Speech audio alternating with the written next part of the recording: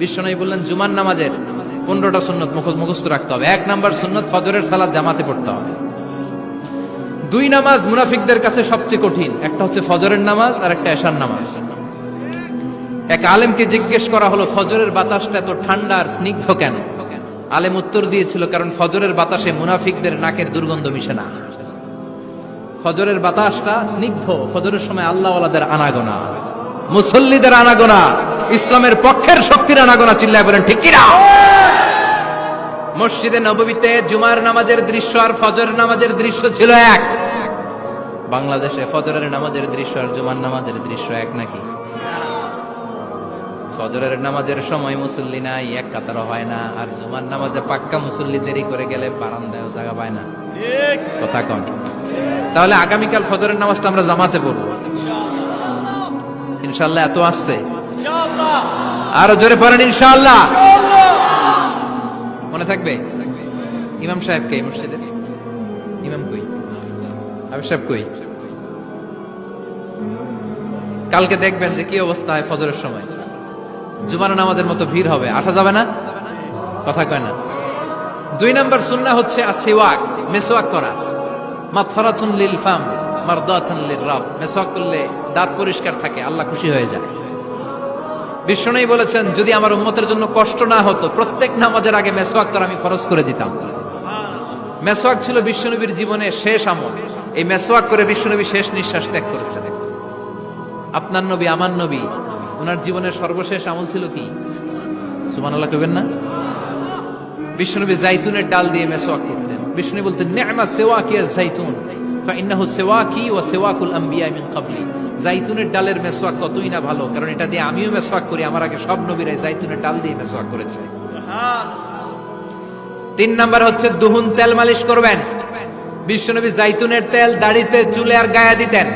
বিশ্বনবী বলতেন ওয়াদাহিনু ফাইন্না ফিত তাদহিনি বারাকাত। তেল খাও, তেল দাও, তেল মালিশ করো, তেলের ভেতরে আল্লাহ বরকত ঢুকাইয়া দিছে। তেল দিবেন তো। 4 নম্বরে আত্তিব, জুমার দিনে সুগন্ধি লাগিয়ে যাওয়া সুন্নাহ। লাগাবেন? লাগাতে রাজি আছেন? বিশ্বনবী বলতেন এই দুনিয়ার 3টা জিনিস আমার কাছে সবচাইতে প্রিয়। হুব্বিবা ইলাইয়া মিন দুনিয়াকুম সালাস। 1 হচ্ছে আন-নিসা, নারীদেরকে আমি পছন্দ করি। 2 হচ্ছে আত্তিব, সুগন্ধি লাগাতে আমি পছন্দ করি। বিশ্বনবীর কেউ সুগন্ধি হাদিয়া দিয়েছে, বিশ্বনবী নেয় নাই, এরকম কোন ঘটনা ঘটে নাই। আল্লাহু আকবার। 3 নম্বরে কুররাতু আইনি ফিস সালাহ। নামাজের মধ্যে যখন আমি দাঁড়িয়ে যাই আমার চক্ষুটারে ঠান্ডা করে দেয় কে?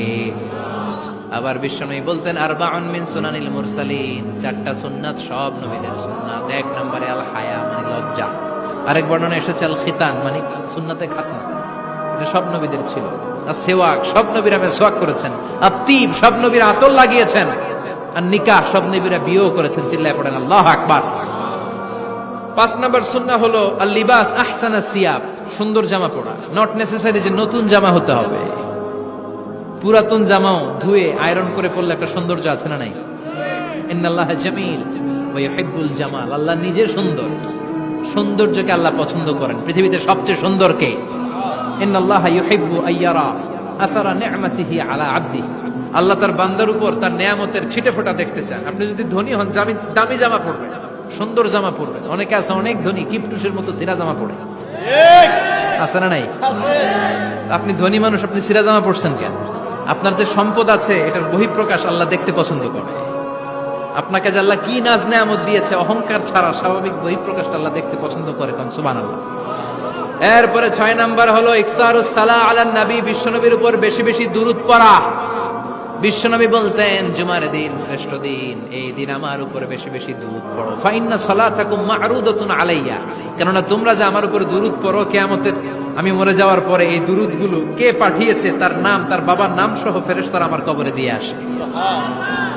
সাহাবারা বললেন ইয়া রাসূলুল্লাহ কাইফা সালাতুনা মা'রুদাতুন আলাইক, আপনি মরে যাওয়ার পরে আমাদের দুরূদ কেমন করে আপনি দেখবেন? ওয়াকাদ আরিমতা, আপনি তো পচে গলে মাটির সাথে মিশে যাবেন। বিশ্বনবী বলেন ইন্নাল্লাহা হাররামা আলাল আরদি আন তাকুলা আজসাদাল আমবিয়া, নবীদের লাশকে খেয়ে ফেলা, নবীদের লাশকে পচিয়ে ফেলা জমিনের সব মাটির জন্য আল্লাহ হারাম করে দিয়েছে। নবীদের লাশ পচে না, নবীদের লাশ গলে না, যারাই বিশ্বনবীর উপর দুরূদ পড়বেন, আপনার নাম সহ, আপনার বাবার নাম সহ, মালাইকাতু সাইয়াহিন, একদল ফেরেশতা আছে শুধু রাউন্ড দেয় গোটা ওয়ার্ল্ডে। তারা বিশ্বনবীর উপর দুরূদ পড়েছে, এই দুরূদ নিয়ে, এই নাম নিয়ে বিশ্বনবীর কবরে তারা পৌঁছে দেয়। চিল্লায় পড়েন আল্লাহু আকবার। এরপরে বিশ্বনবী বলতেন, জুমার দিনে সূরাতুল কাহাফ পড়বা, কাহাফ পড়া সুন্নাহ। সূরাতুল কাহাফ পড়তে রাজি আছেন? আগামীকাল রাজি আছেন তো? 18 নম্বর সূরা, কোরআনের একেবারে মাঝখানের সূরা। আলহামদুলিল্লাহিল্লাযী আনজালা আলা আবদিহিল কিতাবা ওয়া লাম ইয়াজআল লাহু ইওয়াজা, এই আয়াত দিয়ে শুরু হয়েছে। রাব্বিহি ফালইয়ামাল আমালান সালিহা ওয়া লা ইউশরিক বিইবাদাতি রাব্বিহি। আর মাঝখানে আছে ওয়ালিয়াতালাত্তাফ। হাফেজ সাহেবরা উত্তর দাও, মাঝখানে আছে কি? কথা কম।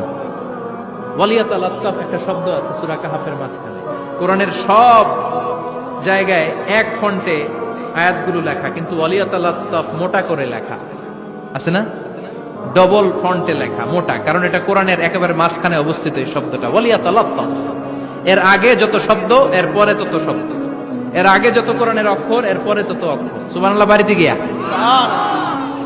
বিশ্বনবী বললেন, সূরাতুল কাহাফ যে তেলাওয়াত করবে ইয়াকুনু লাহু নূর, এই সূরাতুল কাহাফ কিয়ামতের দিন তার সামনে বিশাল একটা আলো হয়ে আসবে। এই আলো দিয়ে পুলসিরাত পার হয়ে ওই বান্দা জান্নাতের ভেতরে ঢুকে যাবে। আবার বিশ্বনবী বলেন, যারা সূরাতুল কাহাফের প্রথম 10 আয়াত তেলাওয়াত করবে জুমার দিন, শেষের 10 আয়াত যারা জুমার দিন তেলাওয়াত করবে, দাজ্জালের ফিতনা থেকে তাদেরকে মুক্ত রাখবে কে? সুবহানাল্লাহ পড়বেন না? কালকে সূরাতুল কাহাফ দিয়ে সকাল শুরু করতে রাজি আছেন? সবাই রাজি? এরপর আত-তাবকির ইলাল মসজিদ, মসজিদে আগে আগে যাওয়া সুন্নাত। আগে যিনি যাবে উনি কি পাবে? তারপরে গরু, তারপরে বকরি, তারপরে মুরগি, মুরগির পরে ডিম না আন্ডা? আন্ডা। আল মাশিউ আলাল ইকদাম, বিশ্বনবী বললেন হেঁটে হেঁটে জুমার নামাজে যাওয়া সুন্নাত। রিকশা, হুন্ডা, সাইকেল, সিএনজি দিয়ে গেলেও হবে, কিন্তু হেঁটে হেঁটে গেলে সওয়াব বেশি না কম?